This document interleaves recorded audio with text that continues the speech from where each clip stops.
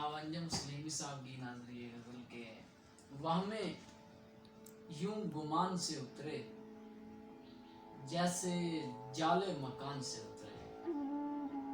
उससे कहिए ये घर की सीढ़ी नहीं, उससे कहिए ये घर की सीढ़ी नहीं, जीनाए दिल है ध्यान से उतरे। उसने दिल को बहुत खराब किया, उसने दिल को बहुत खराब किया और कुछ इत्मीनान से उतरे।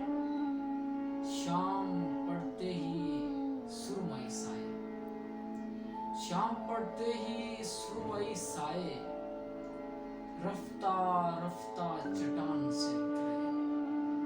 मिर्जा नौशा को पढ़ रहा था शब्द, मिर्जा नौशा को पढ़ रहा था शब्द, शेर क्या खूब शान से उतरे। बाह में यूं गुमान से उतरे जैसे जाले